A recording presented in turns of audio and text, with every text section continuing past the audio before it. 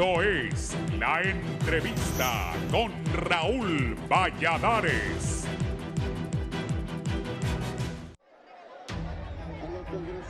La tercera no fue la vencida. La elección de la nueva Corte Suprema de Justicia se mantiene estancada y los consensos estarían lejos de materializarse debido a las posturas tomadas por dos de las principales fuerzas políticas necesarias para que este proceso termine de concretarse. El pasado sábado, las mociones del Partido Libertad y Refundación y el Partido Nacional no volvieron a tener el acompañamiento de las bancadas en el Congreso Nacional, por lo que se convirtió en una elección fallida por tercera ocasión. Las razones serían varias entre Libre y el Partido Nacional. Se señalan el uno al otro como los culpables de que aún no se haya electo el nuevo Pleno del Poder Judicial. El coordinador general de Libre y expresidente de la República y asesor presidencial José Manuel Zelaya Rosales mencionó que posee información fidedigna de parte de un allegado a la candidata nacionalista para ser magistrada que señala que no habrá corte si Libertad y Refundación no concede suplentes al Partido Nacional para mantener mayoría en la votación del Pleno.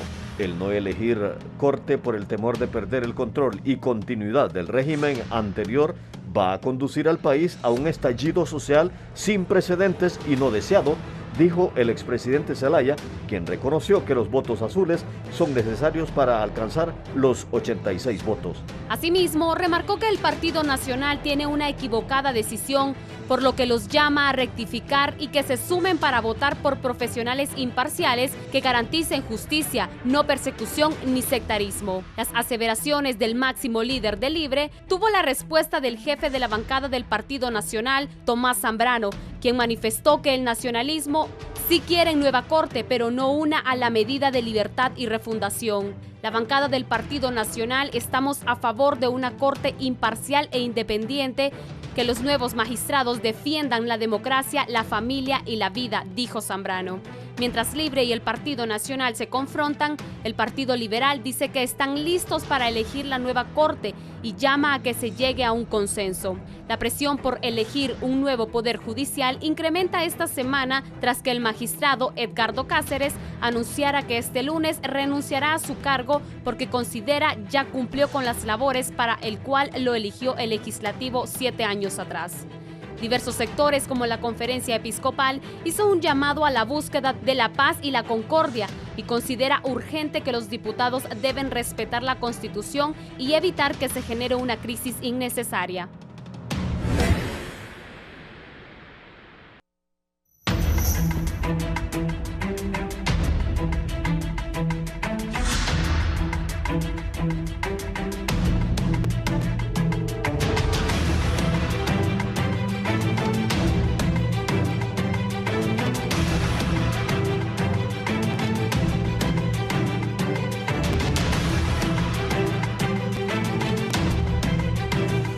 Buenos días, gracias por estar en la entrevista de Canal 11 y Radiovisión Honduras. Hoy es lunes 13 de febrero y no hay Corte Suprema de Justicia.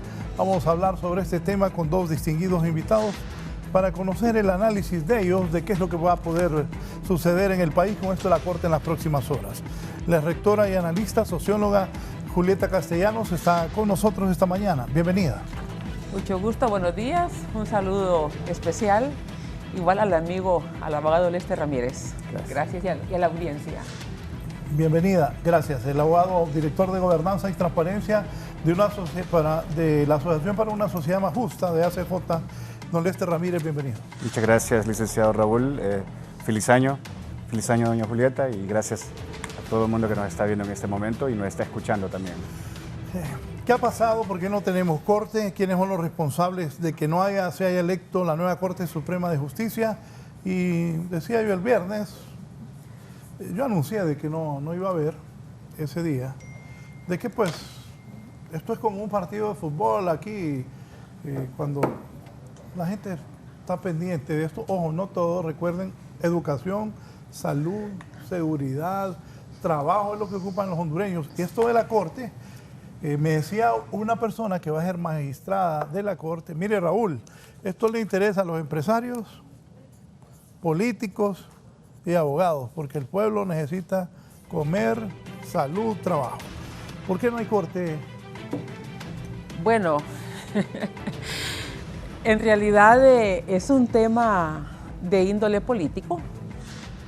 Son las características de los grupos de poder, de los partidos políticos. Están en un forcejeo que lo vemos desde ya hace varios días, varias semanas. Sí suponíamos que iba a ser complejo, pero creíamos que llegado el 25 inclusive, iban a poner los pies en la tierra y se iban a dar cuenta que tenían que elegir Corte Suprema de Justicia. Bueno, ha pasado el 25, se llegó al 11 y todavía están en ese proceso. Uno lo que siente, una mirada de largo plazo es la democracia está siempre bajo amenaza, ¿verdad? Y quienes amenazan la democracia son quienes las han dirigido, quienes han sido funcionarios de alto nivel, quienes han tenido el poder. Y esta es un momento complejo, obviamente, pero lo que hay que desentrañar es qué amenaza la democracia y quiénes amenazan la democracia, qué riesgos estamos corriendo en estos procesos, porque ya la democracia no está amenazada por los militares en sentido estricto, como en el pasado. La democracia está amenazada por los políticos que están en los partidos, algunos que han gobernado de forma directa, otros de forma indirecta, los que acaban de recién gobernar, los que están recién llegados, todos están en este proceso de ver cómo el Estado continúa siendo parte de esa repartición, de esa distribución. Y es ese interés el que ha privado, por lo cual hoy no tenemos todavía Corte Suprema de Justicia, si consideramos que es un poder clave realmente en el país, porque el Poder Ejecutivo se encarga de distribuir, ¿verdad? De a quién le distribuye, cómo lo distribuye, pero, y bueno, el Congreso ya sabemos, pero la Corte Suprema de Justicia, ahí tiene que ver con los grandes poderes, cómo se van a dilucidar los juicios que están y los que pueden venir. Entonces, no solamente están cuidando el pasado, están también viendo el presente. Entonces, creo que es esa conjugación de intereses lo que ha privado que tengamos ahora Corte Suprema de Justicia. Abogado Lester. Bueno, yo creo que desde el punto de vista de cómo funciona la Corte Suprema de Justicia, creo de que hay retos internos, ¿no? Creo de que el meollo del asunto, sí, son las cuotas, pero también el meollo del asunto es quién va a presidir la Corte Suprema de Justicia. La presidencia de la Corte Suprema de Justicia tiene enormes poderes, no solamente maneja lo que es el pleno de los magistrados y magistradas, es decir, maneja también la administración del Poder Judicial. Es la persona responsable de nombrar y quitar jueces, magistrados de cortes de apelaciones, jueces de letra, jueces de paz, y esto obviamente tiene un gran interés para todos los partidos políticos, ¿no? Creo de que hemos visto de que en los años anteriores se trató de tener una ley del Consejo de la Judicatura, se declaró inconstitucional y ahora de nuevo regresa al ámbito del presidente de la Corte Suprema. Entonces creo que el problema ya no es tanto cuánto es la cuota, sino quién preside la Corte Suprema, quién representa, cómo está representada cada sala, tanto de constitucional, penal, civil, laboral. Y yo creo que esos son los temas que ahora mismo están realmente debatiéndose. Ya no es tanto, me parece a mí, a las cuotas, me parece que ya todo el mundo más o menos tiene una idea de cuánto va a quedar, pero sí es quién preside. ¿Por qué? Porque hay una práctica en el Poder Judicial y es que cuando una sala que está conformada por magistrados no llega a una decisión unánime, todo esto se va al Pleno de la Corte Suprema, especialmente cuando estamos hablando de la instancia constitucional. Pero estos mismos magistrados que votaron de manera disidente o votaron en contra y no lograron los votos necesarios para aprobar el fallo o la sentencia, se dejan a un lado y se llaman jueces de los niveles inferiores. Estamos hablando especialmente de Corte de Apelaciones. Y esto lleva también a que muchas veces el presidente de la Corte Suprema o la presidenta de la Corte Suprema tenga injerencia en decidir quién vaca o quién ocupa ese lugar que deja abierto la persona o el magistrado o magistrada que no vota a favor de uno de los fallos. Entonces, ese también es un problema, que es una interioridad del Poder Judicial, pero que sin duda alguna en este momento está jugando también un rol muy importante, ¿no? El coordinador de Libre ayer, José Manuel Zelaya, ha dicho que no habrá corte si Libre no concede magistrados suplentes al Partido Nacional. ¿Es constitucional elegir suplentes o no? Bueno, yo no soy abogada y en eso voy a limitarme a repetir únicamente lo que he escuchado, pero no es una opinión, porque no es mi formación. Pero desde antes del 25, digamos, recuerdo que el diputado Tomás Zambrano planteó en el Congreso Nacional que había que elegir magistrados suplentes y que eso significaba aprobarlo en la legislatura anterior para, digamos, ratificar en la siguiente legislatura. Eso no se dio. Y luego he escuchado otras voces también que eso es lo que procede, que si se iba a elegir magistrados suplentes que precisamente fueron eliminados en la reforma del año 2002 por los vicios que eso manifestaba. El magistrado suplente era para acomodarlo de acuerdo al juicio que quería que se fallara en ciertos momentos. Eso se quita en el 2002 y ahora se quiere volver a traer la figura. He escuchado que eso no procede y yo valoro que así es, porque toda reforma constitucional requiere que se apruebe en una legislatura y se ratifique en otra. El tiempo ya pasó.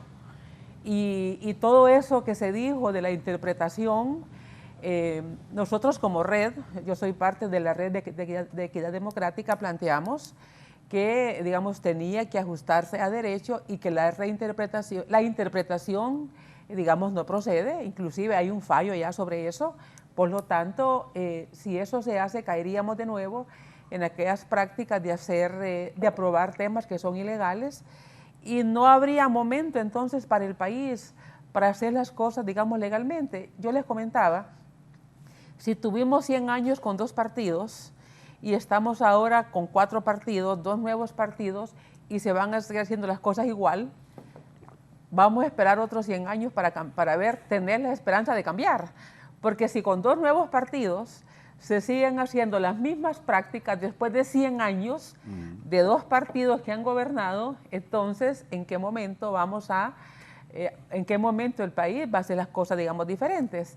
Así que yo me adhiero a esa opinión que he escuchado de respetables profesionales y la misma que la red planteó, que no procede nombrar magistrados suplentes porque no está previsto en la Constitución.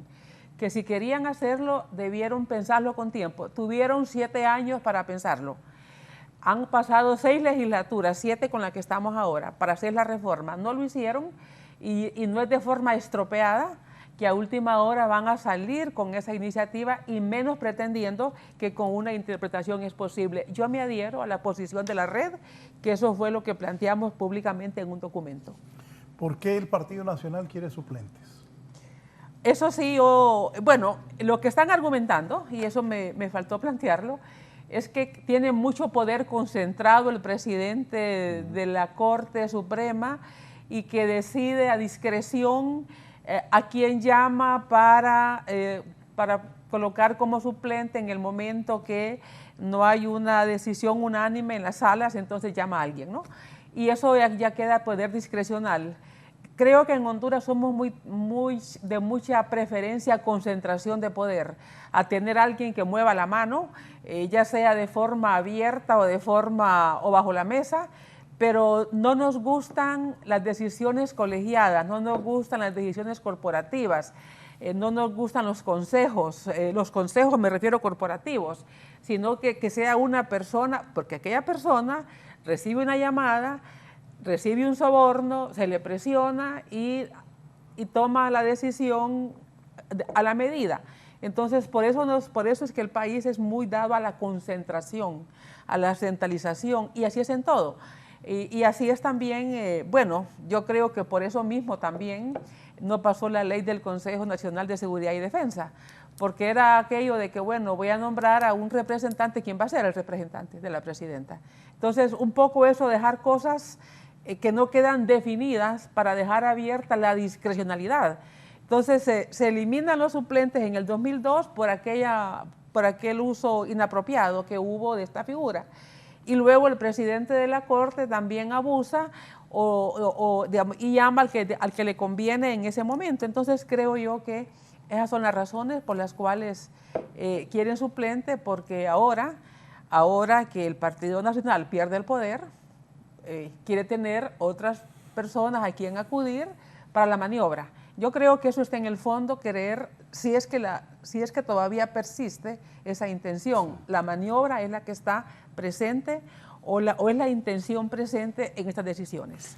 Lester, sobre eso de los... Mire, yo creo de que hay oportunidades para trabajar este tema de la suplencia, más allá de lo que es el debate constitucional, que tiene razón, es decir, no hay la figura reconocida en la Constitución, se hizo una reforma hace más de 20 años, pero también tenemos una ley de organización y atribución de los tribunales que tiene más de 100 años, y han habido intentos en el Poder Judicial por desarrollar una ley orgánica del Poder Judicial.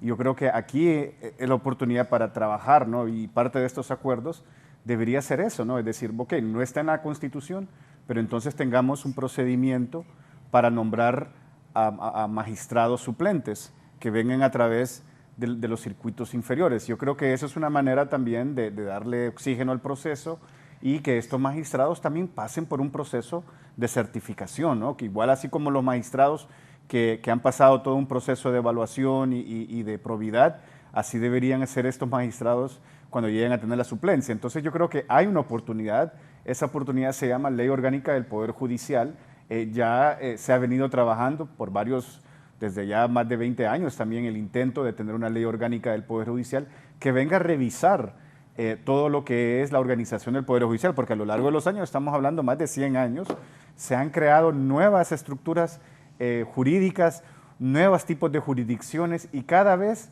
se utilizan diferentes decretos, así como también han habido en el sistema penal hondureño que a través de diferentes leyes se va creando un ordenamiento en materia penal. Así se fue creando también un ordenamiento en materia del Poder Judicial. Hay diferentes decretos que designan, por ejemplo, los juzgados de competencia nacional, y ahí tenemos también juzgados anticorrupción, antiextorsión, pero también tenemos los de crimen organizado. Entonces yo creo que es una muy buena oportunidad para ordenar la casa en el Poder Judicial, tener una ley orgánica que establezca cómo se estructura y cómo se nombran a estos magistrados suplentes. Porque esto no solamente sucede a nivel de la Corte Suprema de Justicia, ¿no? Ya a nivel de las Cortes de Apelaciones y los tribunales de sentencia también hay jueces suplentes y que ellos también pasan un proceso riguroso de evaluación y certificación para ocupar esos puestos. Entonces me parece, licenciado Valladares, que hay oportunidades. Yo creo que aquí hay que ser creativo, sabemos que la Constitución no lo permite, pero leyes secundarias que tengan el aval de los partidos políticos lo pueden hacer, ¿no? Una persona conocedora me escribe: lo que manifiesta la doctora es lo que ha venido sucediendo. El presidente llama a magistrados que estaban a su disposición. Yo comparto con los magistrados integrantes porque estos están en la Corte y no como el suplente. Pues cuando se cambió esa figura fue porque los suplentes tienen sus despachos y se alegó que se arreglaban los procesos en sus despachos, a diferencia del integrante que está dentro de la Corte. Sí, yo recuerdo que cuando se impulsó esta reforma que estamos ahora, cómo se elige la Corte, hubo mucha expectativa, ¿verdad? Y yo les digo a los amigos, nunca nosotros podemos alcanzar la imaginación de los políticos. Siempre nos toca andar digamos, atajando las barbaridades que quieren hacer y nunca le ganamos porque ellos están en el poder. Nosotros lo que hacemos es incidencia, lo que colocamos son los problemas. Nosotros tratamos digamos, hacemos los análisis y tratamos de desentrañar, descubrir, poner en evidencia las cosas que estamos viendo. Eso es lo que nosotros hacemos desde sociedad civil, desde la academia. Pero obviamente la imaginación de los políticos Es impresionante y ellos tienen gente a su servicio para esas ideas. Bueno, esto último que salió ayer, ¿verdad? Con la renuncia del magistrado, ¿verdad? Eso no estaba en el escenario, me imagino yo, ¿verdad? ¿Cómo interpretó esa renuncia del magistrado Cáceres Castellanos? Como una acción política, ¿verdad? Como una maniobra política de las últimas 24 horas. Y creo que así lo ha entendido toda la gente, ¿verdad? Porque, mire, no se necesita ser abogado uno para tener lógica jurídica, lógica política, lógica formal, lógica dialéctica. Entonces, si el periodo vence el 25 de enero y ya tuvimos una corte que comenzó el 11 de febrero, pues bueno, el magistrado que dice que está renunciando entró en un periodo, ¿cuántos días después? 16 días después. Sí. 16 días después. ¿Y por qué no hubo esos argumentos en el pasado? Entonces, y ahí es donde yo siento que los políticos y muchos analistas y muchas personas que son los operadores políticos tratan o dan argumentos que son penosos. Y uno comienza realmente a dejar de leerlos o leerlos muy poco para ver cómo andan, ¿verdad? Solo para darse cuenta y lee 2 líneas, 3 líneas y ya deja de leerlos. Porque dicen, no, ya sabe, digamos, se mantiene o ya lo perdimos, ¿verdad? Con los análisis objetivos. Y yo creo que cuando uno ve esta situación de la renuncia de ayer, bueno, uno dice, bueno, va a haber renuncia en cascada, ¿verdad? De los otros 7 o no, ¿verdad? Esa es la siguiente pregunta. Creo que se fueron por el magistrado más vulnerable, probablemente es el mayor, ¿verdad? Y yo creo también, yo miro hasta un poco ingrato que una persona, independientemente de la valoración política, aquí ya es una valoración personal y ética, una persona que ha sido magistrado 3 periodos, a esta altura, tome una decisión de renunciar. Yo venía pensando, cuando oí la noticia, uno empieza a pensar, ¿qué pasa en un país cuando renuncia un magistrado? La Corte de Estados Unidos ha estado sin magistrado por meses. Se llama la primera economía del mundo. Ha estado sin magistrado meses. Yo recuerdo cuando falleció la magistrada del Supremo en el periodo, digamos, de Obama, y como los políticos todos se parecen, ¿verdad? Digamos, el republicano, que es el presidente de la Cámara Alta, dijo que no iban a nombrar porque iban hasta que hubiera elecciones y que el partido que ganara le correspondía nombrar. Estuvieron meses sin magistrada, ¿verdad? Como 6 o 8 meses. Sí. Entonces uno dice, bueno, la economía más grande del mundo, ¿verdad? Puede funcionar el sistema sin un magistrado, ¿verdad? Y nosotros que somos la última economía, la penúltima economía de América Latina, ¿verdad? Es una tragedia que un magistrado renuncie.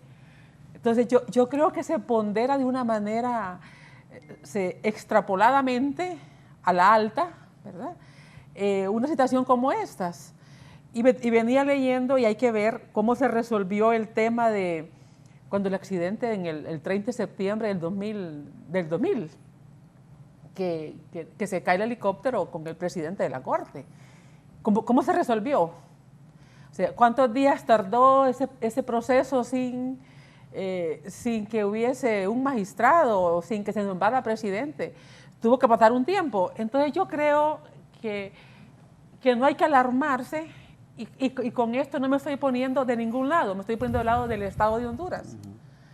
Porque cuando uno asume con objetividad y busca los datos y busca los hechos y busca las fuentes, una persona puede salir de un cargo y el país no se termina, ni se termina la institución.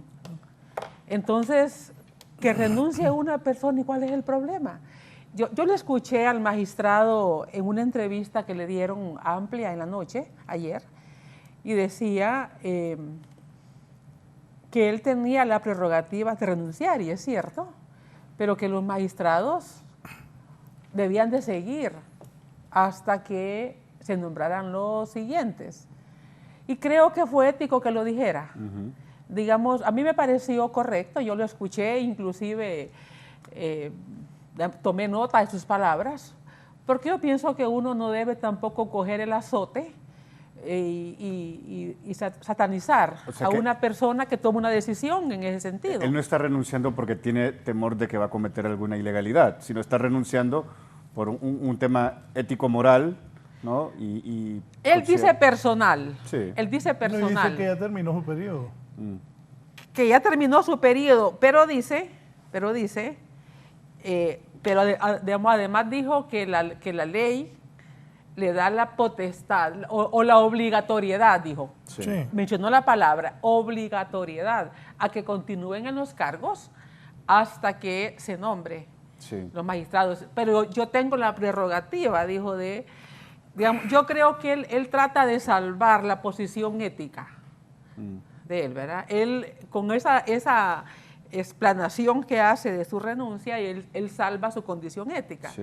Y dice, yo renuncio porque yo tengo él pudo haber renunciado en diciembre o en noviembre. Él tenía esa prerrogativa de renunciar.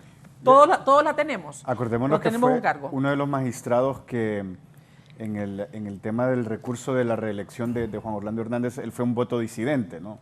Y ahora para la Junta Nominadora, él también se mostró muy insatisfecho por la manera como también se le interpretó ese voto disidente, ¿no?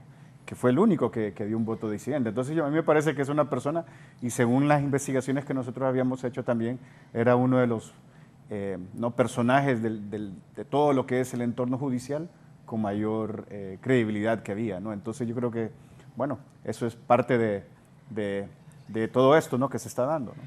Digamos, él dijo textualmente, porque yo lo grabé, dice, la ley establece la obligatoriedad de permanecer en el cargo hasta que haya elección. Con eso concluyó. Y antes había dicho que él renuncia porque él tiene la prerrogativa de renunciar. Y esta aclaración que hace en este noticiero, en realidad deja en entredicho a otros juristas también, que habían planteado que se acabó y que no hay corte, ¿verdad? Entonces, y bueno, a mí me pareció una aclaración, digamos, consecuente con el desempeño que él ha tenido, pero sí, obviamente, crea incertidumbre. Yo creo que la valoración política es que de esto se pueden valer para decir se derrumba la corte, ¿verdad? Y esta obviamente fue una maniobra de alguien, ¿verdad? No surgió así porque si él realmente no le hubiera interesado, no se hubiera presentado para la reelección, ¿verdad? O hubiera renunciado el mismo 11, ¿verdad? O sea, lo anuncia ayer. Algo pasó ayer, alguna reunión hubo ayer donde se vio esto como una salida y bueno, o como una forma para presionar. Esas son las formas. Yo creo que, y no nos extrañan, yo creo que están sacando todas las cartas posibles para ver cómo se toman decisiones que favorezcan a uno a otro o que los afecten menos, porque ahí son ambas cosas. Sí. Libre y el Partido Nacional, los números son 6, 5 y 4.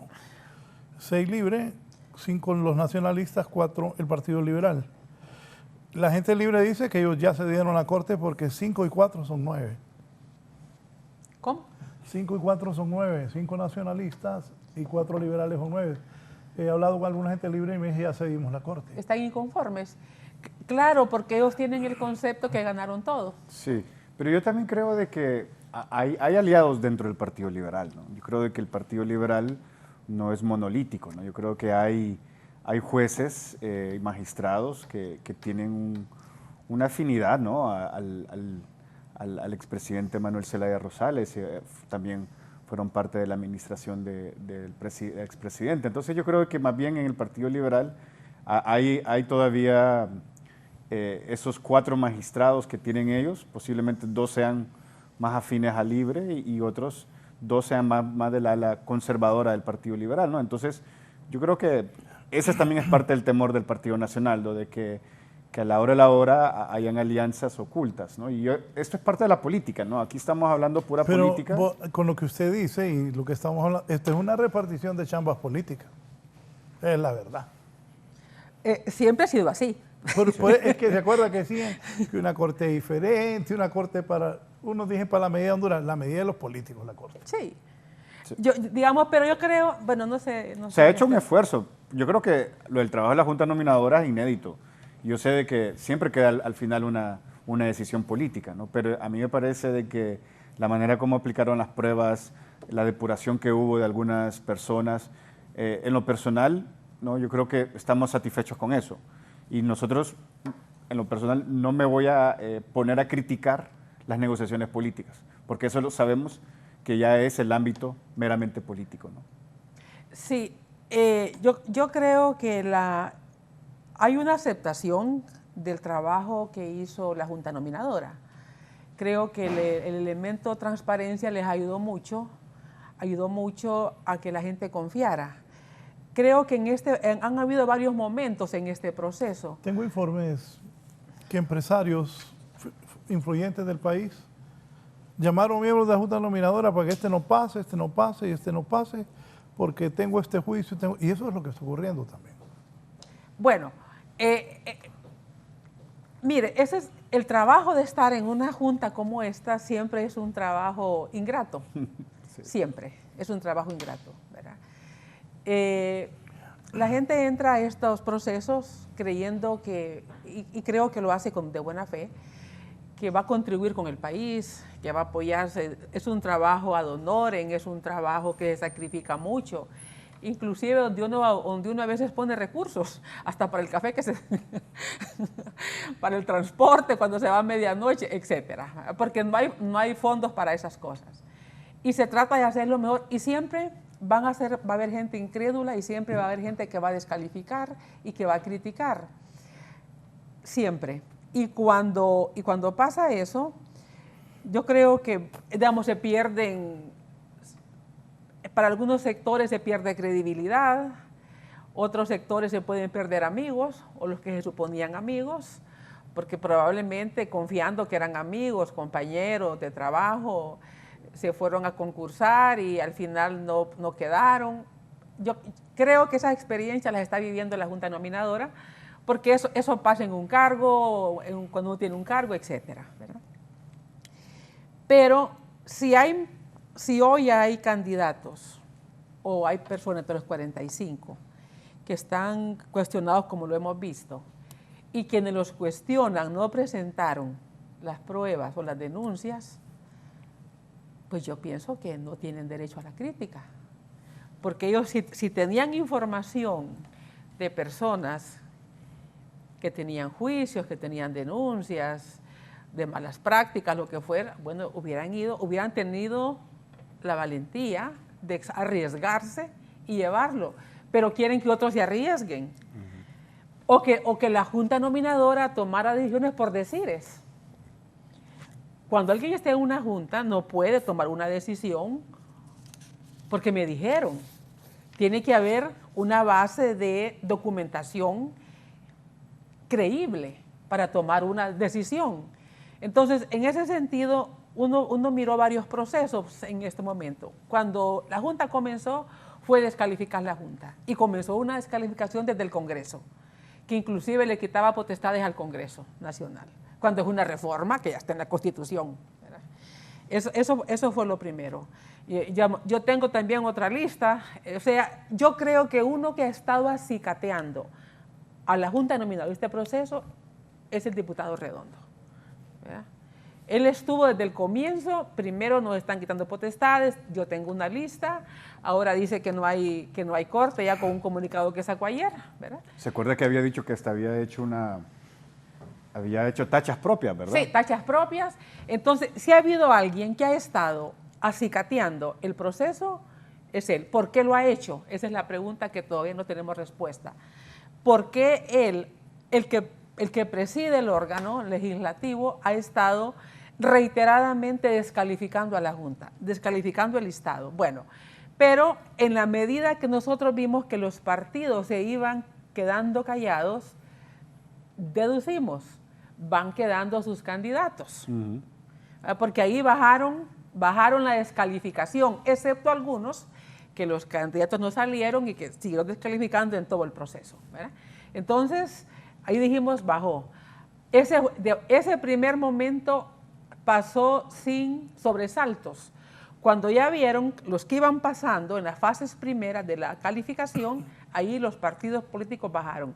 Si no les hubieran quedado candidatos de dónde escoger, la incertidumbre hubiera sido mayor. ¿Cuál fue el siguiente momento? Las cuotas. Ese fue el segundo gran momento de la confrontación de poder. Las cuotas, ¿cuántos para cada partido? Hay que recordar el 8-7, el 8-4-3, etcétera, ¿no? Y todos los números. Y el 1 del PCH. Y el 1, sí, esa fue la última distribución, ese 1. Ese fue el segundo momento. Bueno, conocimos ya a la altura del jueves, viernes, que ya estaban 6-5-4. Dijimos, ya se resolvió, ¿verdad? ¿Cuál puede ser el momento ahora? La presidencia de la Corte y la presidencia de las salas. Sí. Ahí está el problema. Ese es el tercer o cuarto momento, es eso, ¿no? Es cierto. Sí, entonces presidencia de la Corte, presidencia de la sala. Ahí está el punto. ¿Quién va a presidir la entonces, penal? ¿Quién va a por presidir eso la movieron, constitucional? por eso movieron las dos nóminas. Sacan 3 personas, ¿verdad? Y colocan otras 3. Porque ahí está la traba ahora. Y uno dice, bueno, y usted dijo, es un tema político. Sí, es un tema político. Por supuesto que un partido político que tiene paradigma, que tiene teoría, va a buscar apoyar y a proponer a unos magistrados que coincida con su paradigma, que coincida con su visión teórica, con su cosmovisión. Eso es razonable porque son partidos políticos. ¿Cuál es la diferencia?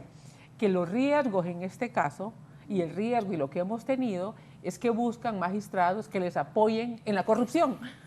Sí. Ese es el punto, que le apoyen en la impunidad. Entonces, no es el paradigma únicamente lo que está en disputa, no es mi visión ideológica. Sí influye, pero hoy ya la ideología hoy no tiene el peso que tuvo en los años 80.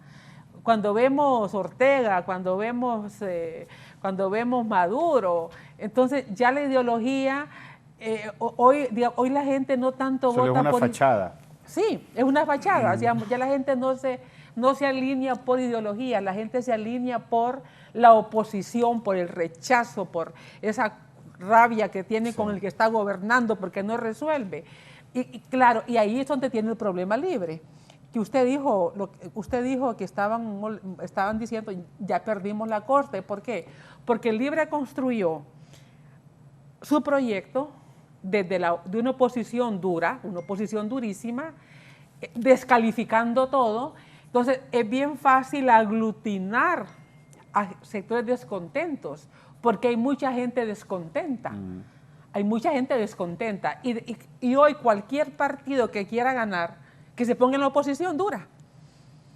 Bueno, entonces, y ahí se le va a ir la gente. Entonces, digamos, Libre, con esa oposición dura que tuvo durante 8 años, gana. Pero esa oposición dura le sirve para ganar, pero para gobernar es otra cosa. Sí. Claro. Bueno, la verdad, desde el inicio estaba que le iban a dar uno al Partido Salvador de Honduras. Sí, sí. Desde el inicio. Pero ahora ya solo es 6 de Libre, 5 nacionalistas, 4 liberales, aparte el Partido Salvador de Honduras. Posiblemente dentro de los 6 de Libre hay alguien nombrado por Redondo, ¿no? Que será una de las... No creo. Eso no pasa.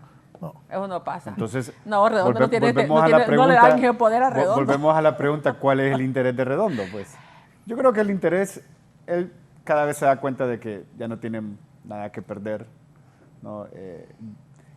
Se ve un político que está haciendo más que todo una caja de resonancia, está siguiendo un guión que se le está dando. Yo no creo realmente que él tenga la independencia ni la autonomía para decir todo esto. sin que pase algún filtro, ¿no? Y yo creo que eso es importante que se tome muy en cuenta, ¿no? De que él está haciendo un rol y un mandado, ¿no?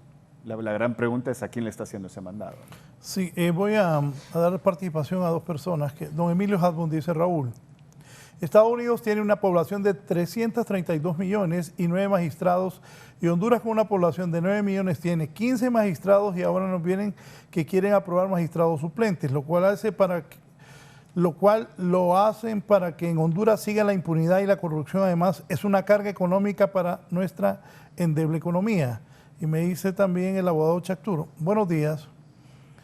Un saludo a la ex distinguida rectora. La verdad es que existe un vacío constitucional que debe ser objeto de análisis y reforma, ya que únicamente provocan o ahondan las crisis políticas eternas en el país. La propia Constitución establece la garantía de ser juzgados por jueces y magistrados independientes, pero con estas cosas que uno ve, lo menor expectativa que nos queda es sobre la independencia judicial.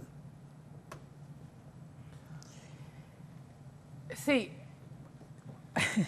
Bueno, con lo que estábamos, para ver esto último, lo que usted planteaba del diputado Redondo. El diputado Redondo se volvió muy frágil por la forma como salió electo, muy vulnerable. Si él tuviese una elección... Para aumentar su análisis, ahí donde está el abogado Lester, estaba sentada la semana pasada la doctora, la expresidenta del Colegio Médico, Fiyapa Figueroa. Y me dijo: mire, Raúl, Luis Redondo no tiene nada que andar negociando. Aquí es narrarla yo. Sí, pero él se vuelve muy vulnerable frente a Libre, porque el que nos sostiene es Libre. Y en ese sentido, la única manera de él corresponder para que Libre lo siga sosteniendo es haciendo lo que hace.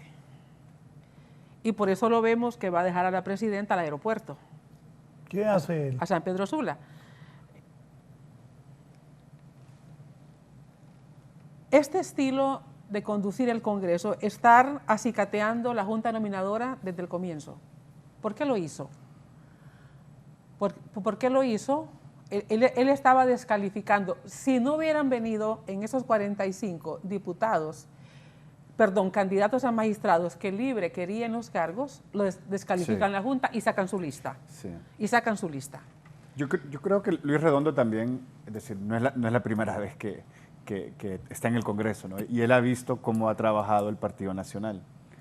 Y el trabajo que ha hecho el Partido Nacional es muy similar a lo que él está haciendo, ¿no? Deslegitimar cuando toca deslegitimar, apoyar cuando toca que apoyar, y es parte de un guión, ¿no? Es un guión que al final lo que le va a restar, como usted dice, quita institucionalidad, le resta a él, no, se puede decir, credibilidad. Ahora mismo, ¿no? Ahí andar circulando una nota de Luis Redondo donde dice que hoy se va a resolver este asunto, ¿no? Pero antes de que diga eso, dice un montón de otras cosas que confunden, ¿no?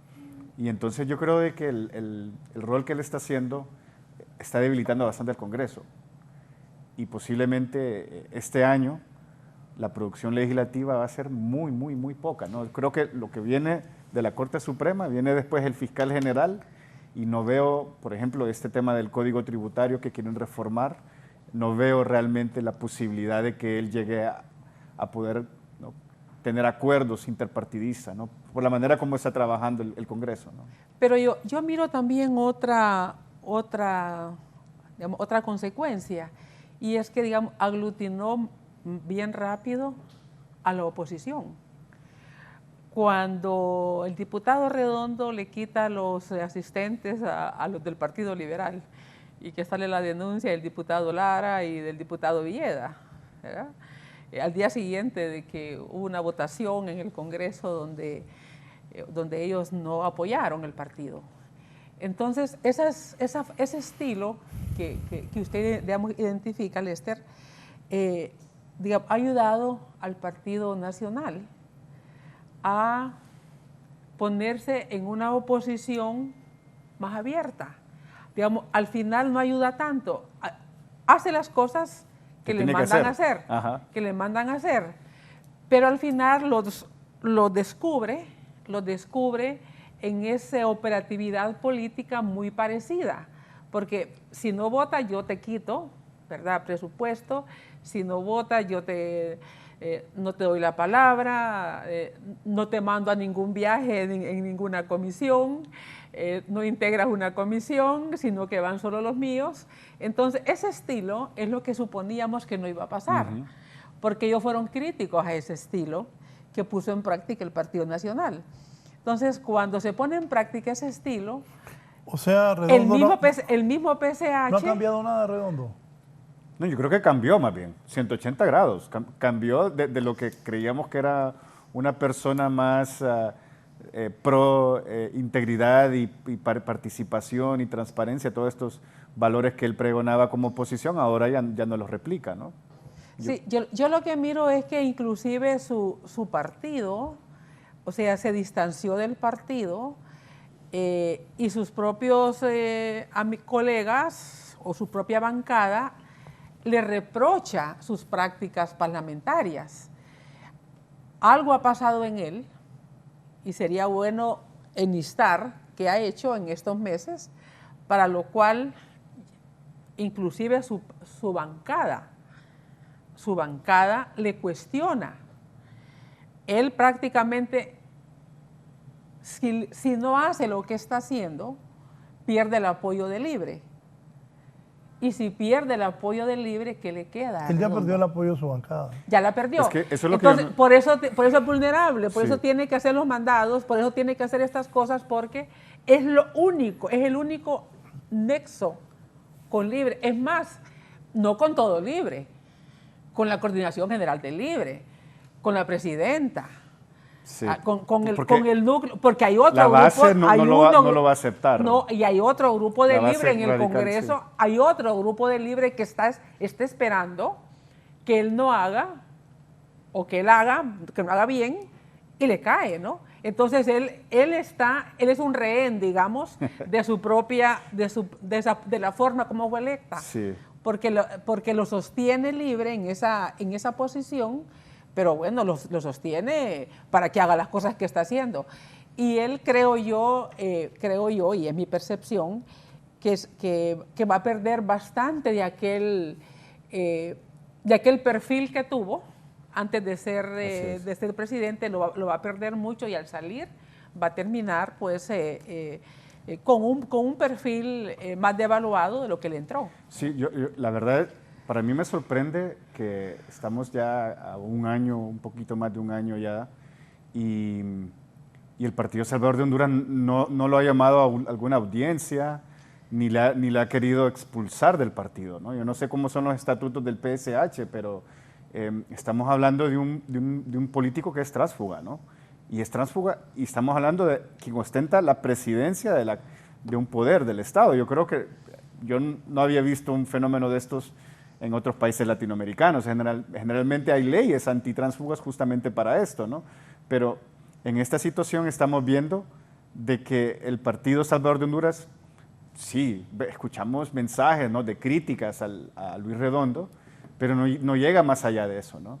Y eso es muy interesante y dice mucho de la institucionalidad del PSH también, ¿no? Porque en otro partido disciplinado, bueno, vemos en el Partido Nacional con este diputado Barahona, que no tardó menos de 6 meses para su expulsión, ¿no? Entonces yo creo de que es interesante ese fenómeno también, ¿no? Pero ahí también, Lester, yo creo que el PSH crezca en voluntades políticas clientelares que lo apoyen, me refiero, ¿verdad? Va a depender de cómo maneje como partido estas situaciones. Digamos, yo creo que hasta ahora el PSH, cuando ya empieza a distanciarse del Partido Libre, ya de la agenda, que comienza un poco con no apoyar la ley del Consejo Nacional de Defensa y Seguridad. Yo creo que ahí ellos ya ponen un alto, y luego con el tema de la ley de participación ciudadana, ese es un segundo momento. Y eso creo que los ha ido cohesionando como partido. Y eso está bien. Y ojalá que puedan diseñar su agenda propia, Sí. ¿verdad? Y la distancia con Redondo también, una distancia también puede contribuir a que el partido se mire como una opción.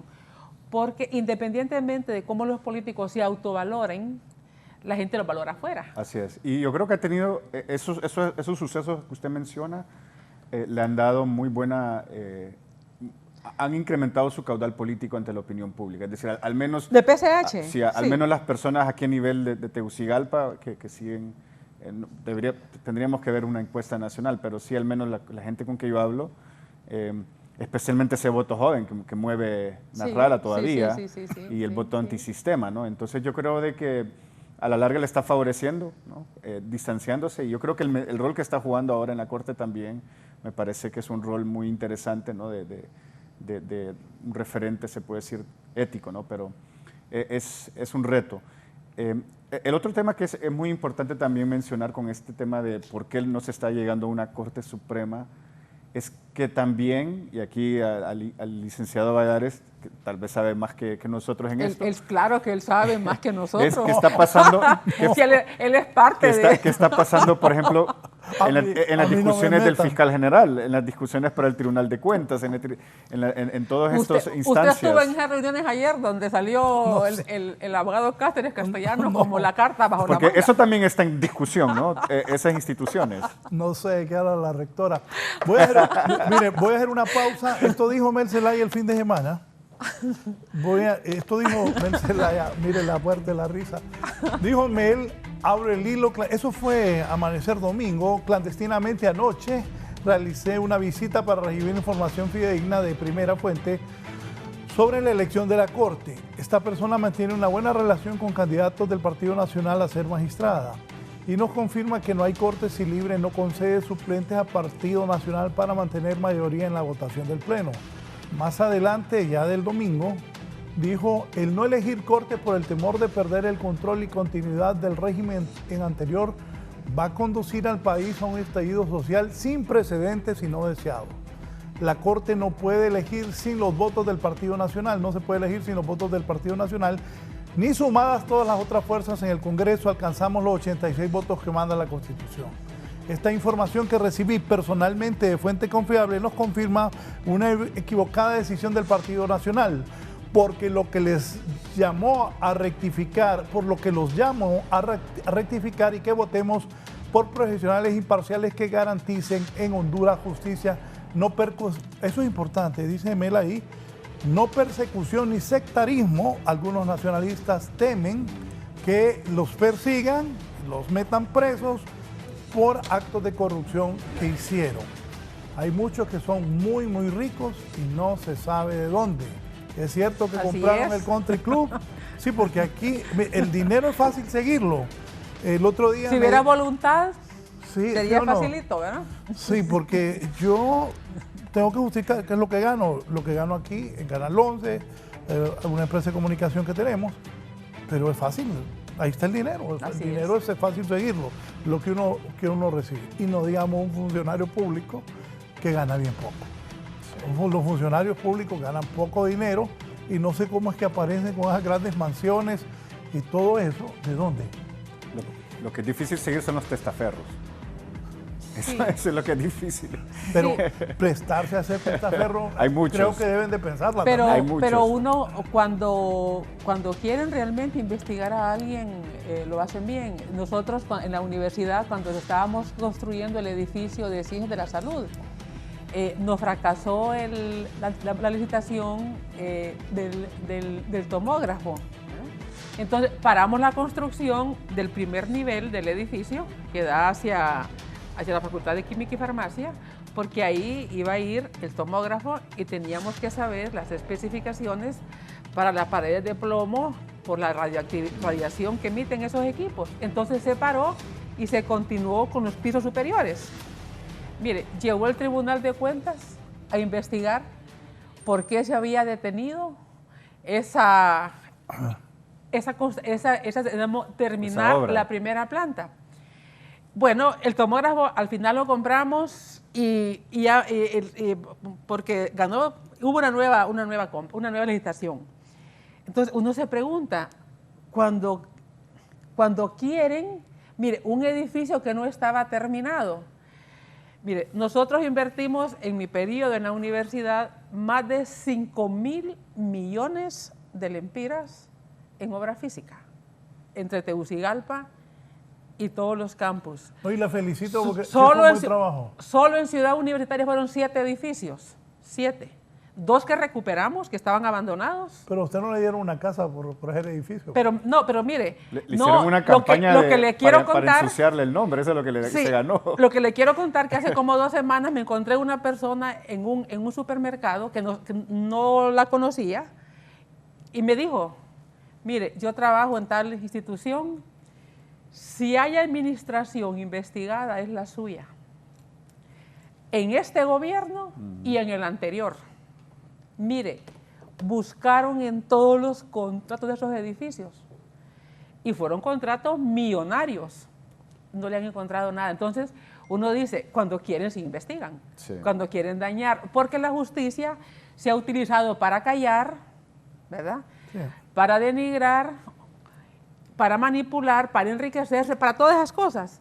Entonces, cuando quieren investigan. A mí me sorprendió que llegara el tribunal a la universidad sin haber terminado la obra. A ver, ¿qué había pasado? ¿Que por qué no terminábamos el edificio?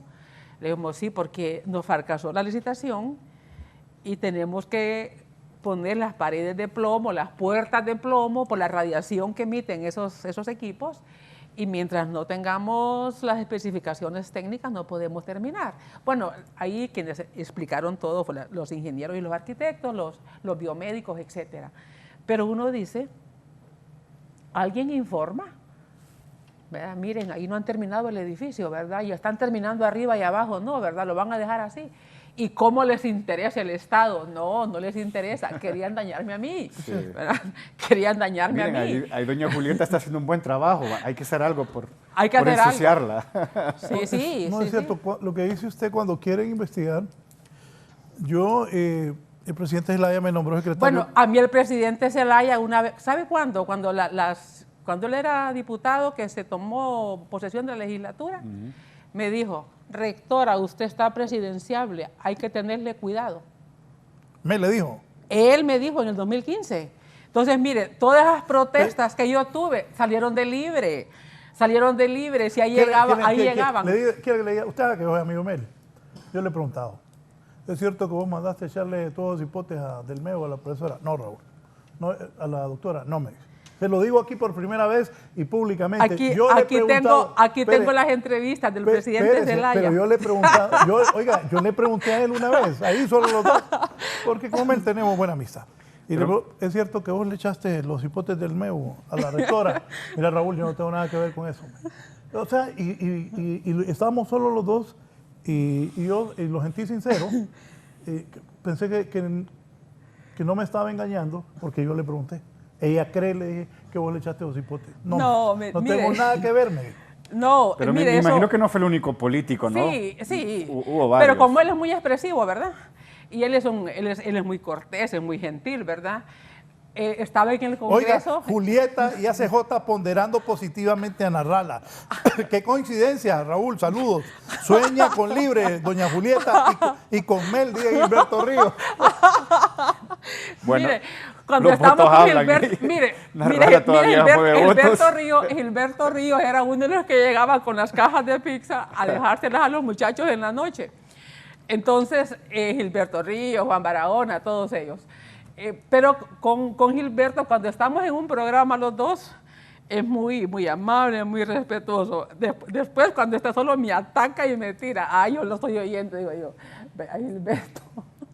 Pídele pizza la próxima vez. Y ellos creen que a mí eso me molesta. No, si yo aprendí en todo este proceso que estuve en este cargo, a ver los políticos, a ver el poder, a ver los intereses, cómo se mueven. Y a mí no me... las críticas ni nada, para nada, ¿verdad? No me hacen nada. Yo he hablado del PCH, no he hablado de Salvador Narrala, he hablado del partido PCH. Yo creo que el partido PCH puede colocarse con su agenda política en una buena posición para aumentar su caudal en el Parlamento. Necesitamos diputados que les interese el país, que sea un ejercicio de transparencia, que coloquen en la agenda los problemas del país, y ojalá que el país llegue a esos diputados que se puedan construir. Y de ese distanciamiento que hemos venido viendo del PCH desde como en julio hasta esta fecha, digamos, es bien valorada, porque ya no se ven, o sea, ya perdieron el encanto primero, o la ingenuidad primera. Había una, ¿verdad?, luna de miel ahí también, La ¿no? primera, yo creo que fue haciéndose amarga, ¿verdad?, por los resultados que fueron viendo, y han ido aprendiendo, y ojalá que así sea.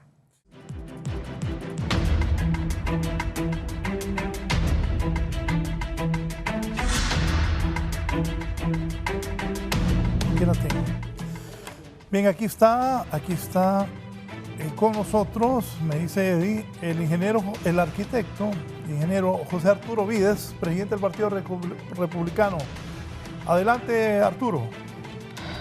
Muy buenos días, Raúl, a la rectora y al abogado en ese panel. Fíjate que todo lo que está sucediendo para la escogencia de la nueva Corte ha desnudado la situación real de lo que es la justicia en este país. Desde la Junta Nominadora, creo que para mí, en mi opinión personal, está contaminada, porque fueron ellos los que llevaron los candidatos al Congreso para que los diputados escogieran. Yo creo que este es el momento ya de cambiar el sistema de escogencia de la nueva Corte Suprema de Justicia, y hay que formar un instituto, como decía el abogado Lester Ramírez, un instituto realmente de formación judicial que sea vitalicia para caer en estos errores todo el tiempo. La justicia en un país es la columna vertebral donde descansa el desarrollo de un país.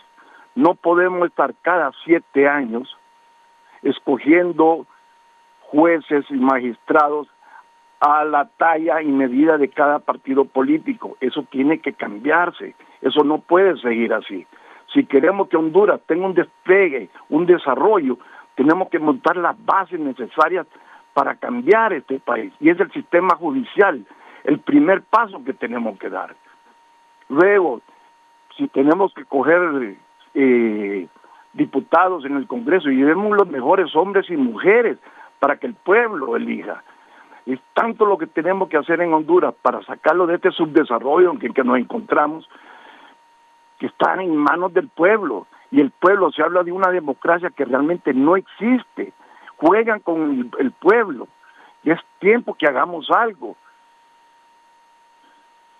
Tenemos tanto que hacer, y solo les pido a las autoridades que Dios los ilumine realmente para que piensen un poquito en el pueblo de Honduras y no en sus intenciones personales para llevar cada quien agua a su molino.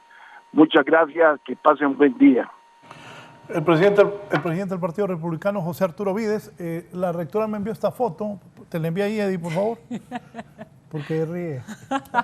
Ahí, porque tengo varias. Mire, 8 de septiembre del 2016, 12 y 24 de la noche. De ¿verdad? la noche. Ajá. Ahí está Gerardo Torres tomándose el edificio del alma mater de la universidad. El vicecanciller. El vicecanciller, sí. Entonces, digamos, obviamente, todo, y bueno, y tengo una cantidad de fotografías, tengo videos del presidente Zelaya alentando a los estudiantes, ¿verdad? Para que sigan en su lucha. Entonces, estos son los temas realmente del poder. Tengo otras fotografías donde hay una persona que les está enseñando cómo ponerse el pañuelo amarrado, ¿verdad? Y ahí están los dirigentes estudiantiles. Entonces, cuando dicen que no era, cuando el presidente le dijo a usted, ¿verdad?, que no tuvo nada que ver, no, por eso saqué esta fotografía, ¿verdad? Y gracias por ponerla. No, claro. Porque no toda la gente se atreve. Claro, hoy el vicecanciller a mí me ataca mucho. Es una de las personas que, digamos, que escribe en los tweets. Y yo debo decirle, yo no hago críticas o no hago comentarios o no hago análisis para disgustar a nadie, ni para quedar bien con nadie. Lo hago realmente porque son los hechos que yo observo, Sí, son los hechos que yo histórica, miro. ¿no? Es la memoria histórica. Si a alguien le molesta, pues bueno, ya es su decisión. Pero en realidad, cuando uno hace análisis, uno no escribe y uno sabe de quién puede esperar ataques. ¿De quién yo puedo esperar ataques? Obviamente de los ministros, de algunos viceministros, que son empleados del gobierno y que ese es su trabajo y que probablemente son operadores políticos de un partido, personas digamos que viven de un partido, pues ni siquiera hay que contestarles, Pero uno no hace un análisis para quedar bien ni para quedar mal, presenta los hechos como son y he tratado de circunscribirme a los hechos y aún así se irritan, ¿verdad? Sí. Se irritan, pero bueno, si quiere ponga la fotografía otra vez. Vamos a complacerla, ahí está. Ahí está, me dicen que este muchacho, el otro que aparece ahí, le dicen el Che, me dicen que es argentino o se hace pasar por argentino, no sé, ¿verdad? Entonces, esa fue una toma que hubo en el edificio Alma Mater, muy dura, ¿verdad?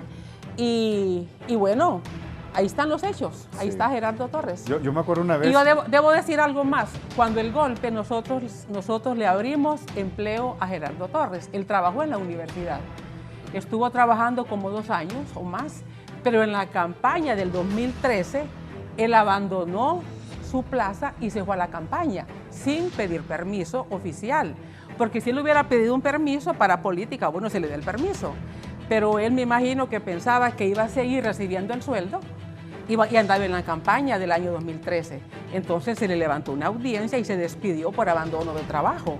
Entonces su disgusto conmigo tiene una doble, pero nosotros no permitimos paracaidistas de nadie. Yo debo decirle que cuando entré al cargo, la doctora Jerez, que estaba en la Cancillería. Nelly Jerez, y cuando llegó a renovar el permiso, le dije, sin goce de sueldo. Nadie que estuvo. Ahí es que el primer permiso tenía goce. Tenían goce de sueldo igual Jawit. Se le venció el permiso y el siguiente, cuando ya me tocó a mí, señor, sin goce de sueldo. Entonces, yo creo que por eso nos ajustó el dinero en la universidad, porque todos esos permisos que andaban con goce de sueldo, algunos justificados y otros no, bueno, todo eso se revisó. Entonces, digamos, un ejemplo que yo les pongo es que, y eso fue en el gobierno del presidente Lobo, que estaba Nelly Jerez en la Cancillería y pasó sin goce de sueldo, ¿verdad? Permiso sin goce de sueldo. Entonces, este joven se va a la campaña y deja el puesto abandonado. Entonces, bueno, eso aquí, por lo menos a mí nadie me va a decir, sí, pero con aquel sí le dio permiso sin goce de sueldo, a mí no, nadie, ¿verdad? Y él se fue y es parte de los enojos que tiene, ¿verdad? ¿Usted cree que entonces los de Libre tratan de evitar que usted busque una aspiración presidencial? ¿Quién? ¿Usted? No, nunca. Digamos, yo creo que parte de toda esa hostilidad que yo tuve... ¿Cómo la cae viendo? Parte de la... Partido Republicano, ¿eh? Uy, no. Mira, yo creo, digamos, que parte de la hostilidad que yo tuve fue porque ellos creían que yo tenía aspiración presidencial, porque aquí siempre la gente desconfía. Cuando uno trata de hacer una buena gestión, ya dicen, algo anda buscando, sí, algo quiere. Eso no es así nomás, o sea, hay ese sentido de desconfianza. Y cuando a mí, cuando el presidente Zelaya me dice, tiene el look presidenciable, rectora, nos vamos a preocupar. Así, mire, es que me lo dijo en el Congreso. Es que yo me acuerdo que yo y me dijo algo más, que no vale la pena decirlo, ¿verdad? Diga, y aquí. Catarsis, full catarsis. Ya no estamos hablando de la corte aquí. No tiene sentido. Mire, Sí. pero yo me acuerdo, volviendo y ya terminando con eso, yo me acuerdo que vi encuestas donde aparecía doña Julieta, ¿no? Y muy bien posicionada, especialmente cuando era rectora, ¿no? Yo creo que es que la U siempre ha sido un trampolín político para muchos, ¿no? Y yo creo que por eso también se pensó. Eso. Sí, se pensó eso, sí. ¿no? Entonces, no. Pero bueno. No. Bueno, volvamos a la corte. Olvidémonos de eso. Poneme la... Esta es la gente que ya los dos partidos han aprobado. Ya, vamos a ver, mire. Ya están. Rebeca Obando, libre.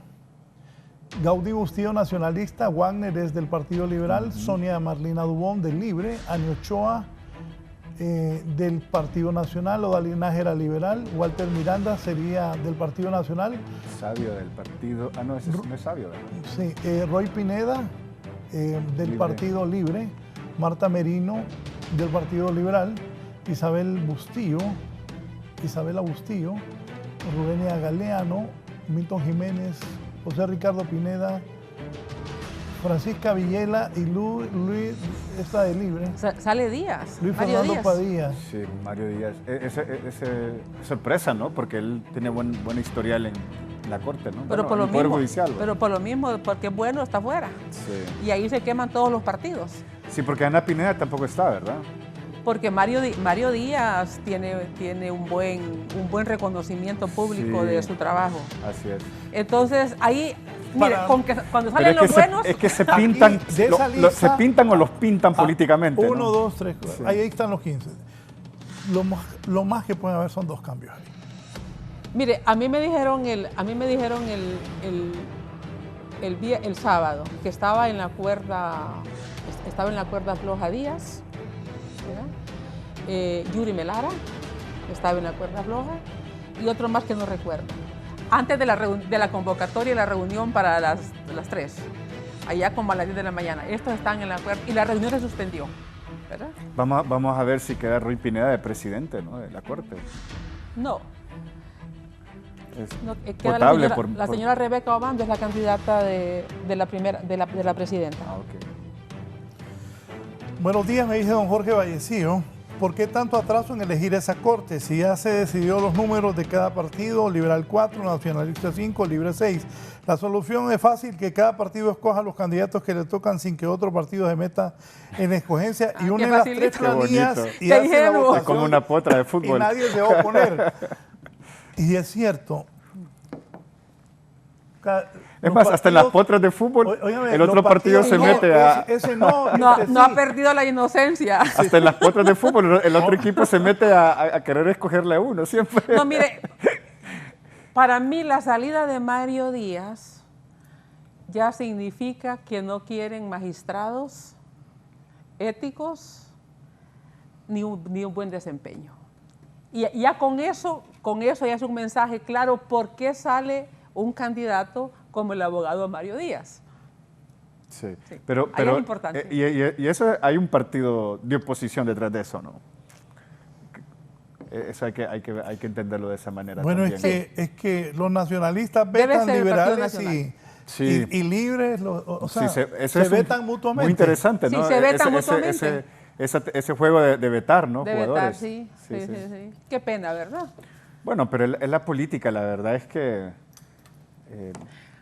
a mí me parece... Para por eso para los que no han perdido la inocencia sufren con estas cosas. yo sigo siendo muy optimista, ¿no? Yo creo que el trabajo de la Junta, la gente que está ahí, es decir, sea el resultado que tengamos, creo que va a ser una Corte Suprema mucho más mediática también que la que hemos tenido en años anteriores. Creo que van a haber más voces dentro de la Corte. Por esa misma dinámica del modelo más plural que tenemos ahora, que todo el mundo habla y todo el mundo opina. No, y es otra, ya Y la también- gente es diferente. Ya. Y además La de eso, el gente tema de cambió. las redes sociales, La ¿verdad? gente cambió, Es decir, sí. vivimos en una era de la información. Yo creo que quien sea que llegue a ser presidente o presidenta no va a poder controlar los mensajes dentro de la Corte. Y eso yo creo que va a generar también algunas tensiones dentro y fuera del sistema. Y el otro elemento también es qué plan de reforma hay, porque yo creo que hay un tema muy importante que cualquiera que tome la presidencia con el equipo que vaya a conformar, que el Poder Judicial requiere reformas, requiere modernización, requiere fortalecer su recurso humano, requiere mecanismos alternativos de la justicia, es decir, hay una gran mora, la población está inconforme con la justicia, es uno de los sistemas supuestamente más corruptos que hay en el mundo. Entonces yo creo que más allá de los arreglos políticos partidistas, creo que también tiene que llegar con una agenda y no decir, bueno, es que los que nos dejaron la Corte Suprema o los que acaban de vacar nos dejaron un desastre, nos dejaron todo destruido, como ha dicho también sectores del oficialismo. Yo creo que es muy importante llegar con éxitos, con victorias tempranas. Hay trabajo que se puede hacer en materia de modernización de los juzgados, de la asignación de los expedientes, de la digitalización de los expedientes, que todo esto yo creo que también ya debemos empezar a hablar de eso, ¿no? Y yo creo que organizaciones de sociedad civil, la comunidad internacional está muy interesada en esa parte de la justicia, ¿no? Porque ahí se combate la impunidad. La impunidad no solamente es desde el punto de vista fáctico, ¿no? Muchas veces en términos legales de jure, ¿no? Justamente el sistema legal como está conformado y ahí se genera mucha impunidad también, ¿no? Una mujer presidente del país, una mujer presidente de la Corte. No significa que haya un cambio, una visión de género. Yo creo que la presidenta, Xiomara Castro, no necesariamente expresa una perspectiva de género en su gestión, ¿verdad?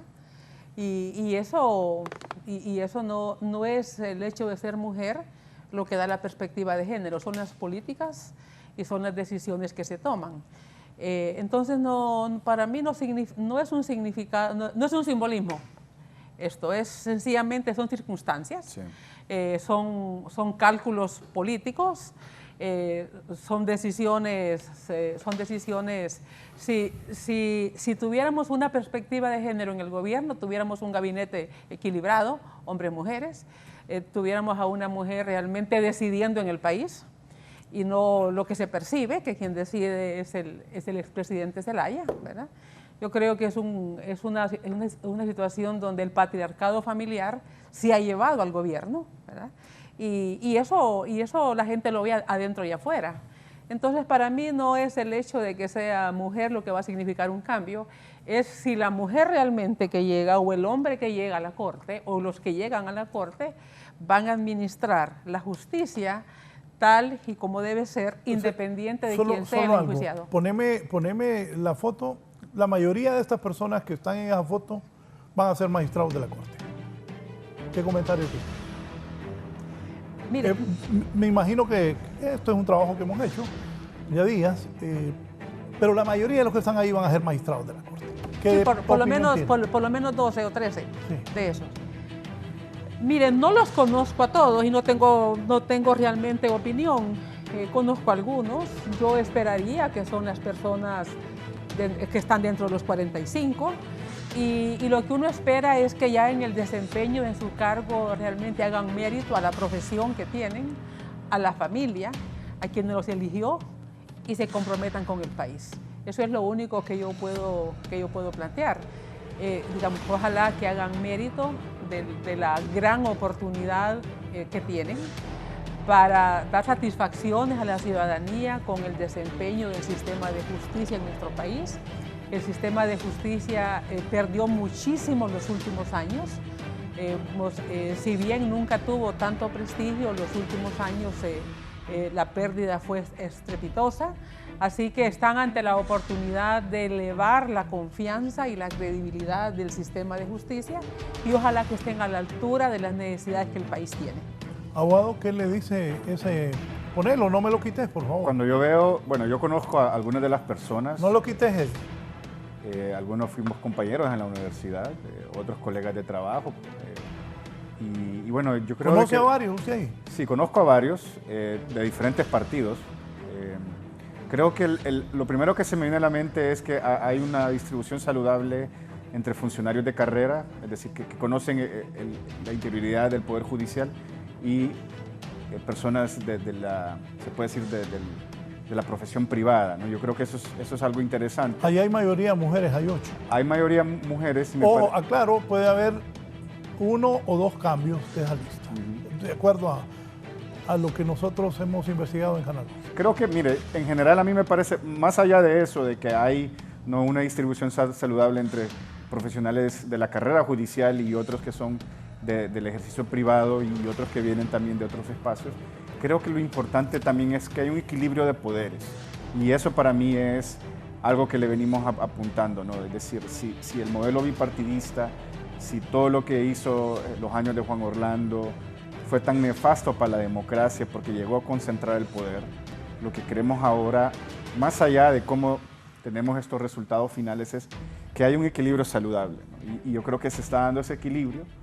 Esperemos que este tema del poder que puede tener un presidente o una presidenta de la Corte Suprema se pueda controlar también, porque ahora mismo no hay legislación que lo pueda controlar, prácticamente maneja toda la parte de la administración del Poder Judicial y eso yo creo que siempre va a ser un enorme riesgo.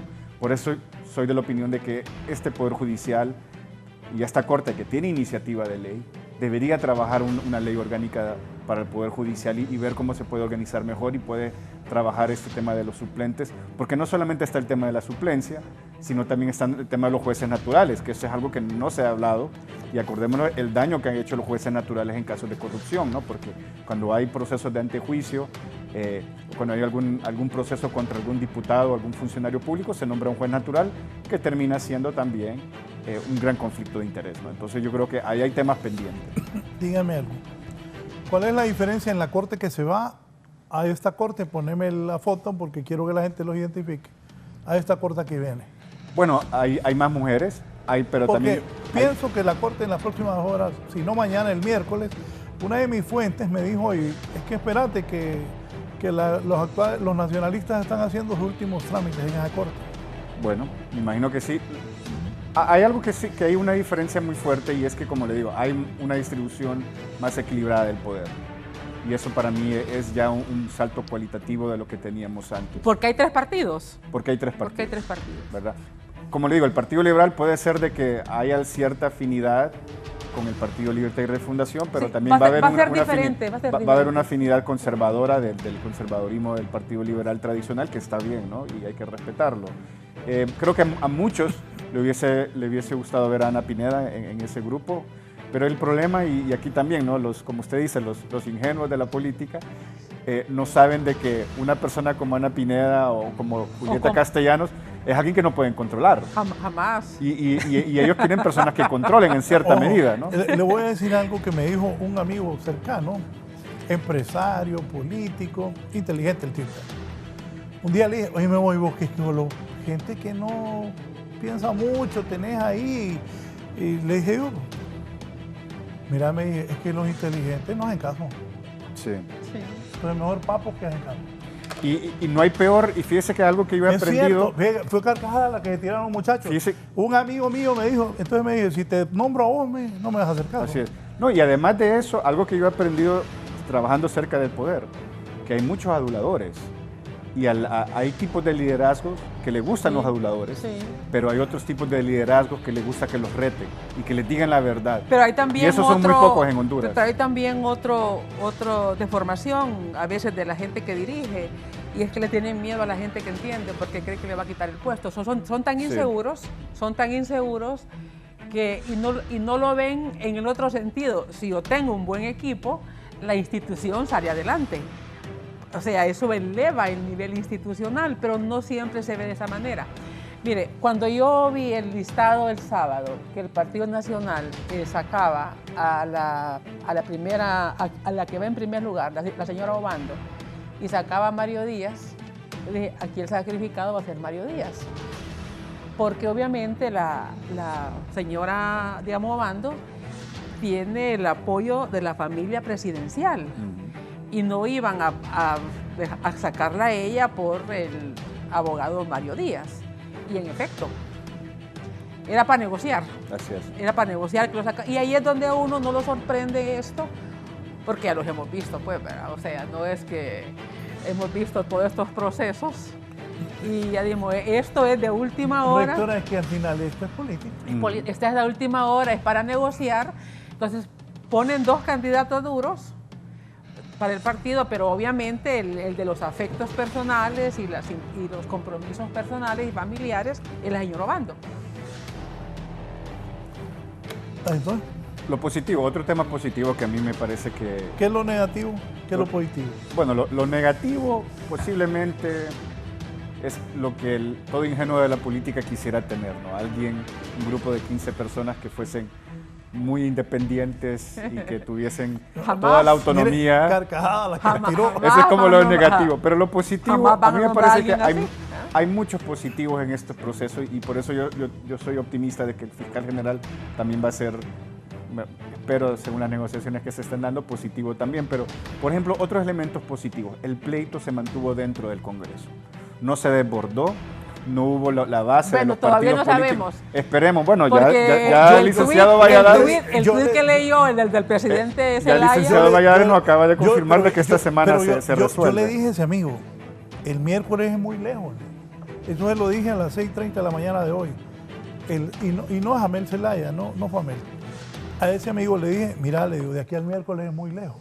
Pero usted a él ya lo había dicho. ¿A quién? Al presidente Zelaya usted ya le había dicho eso. No, yo hablo con el presidente Zelaya, pero se lo dije a otro líder. Le dije, de aquí al miércoles es bastante lejos. Lo que ella dice, pues hay ya esa foto que tenemos ahí están consensuados. Son pocos, lo que falta por acordarse es muy poco. Pero, como dice la rectora, de aquí al miércoles, ojalá que se llegue rápido a la elección de la Corte. Están viendo las presidencias de las salas y todo eso. ¿Se están repartiendo? No le digo que otro me dijo que es que los nacionalistas ocupaban tiempo para salirse. ¿Necesitaban tiempo para salir de la Corte actual? Ya. Yo creo que ellos ya han limpiado todo, ¿no? Sí, hemos visto que pero hasta el último día la firma funciona, ¿no? Sí, no, me refiero de que el mobiliario, sus bienes, sus pertenencias, sus cuadros... Pero no nos referimos a eso, nos referimos a los casos. Ok. No, yo creo que eso no lo van a tener que tocar, ¿no? Eso generaría mucha suspicacia y más bien le metería gasolina al fuego. Yo creo que es mejor dejarlos a un lado, ser respetuosos de los que van por entrar y ya los que no se resolvieron ahora ya no los van a poder resolver de todos modos, ¿no? Entonces creo que es muy importante. Acuérdense que se acaba de ir el magistrado Cáceres, van a tener que llamar a un suplente, eso toma tiempo también, ¿no?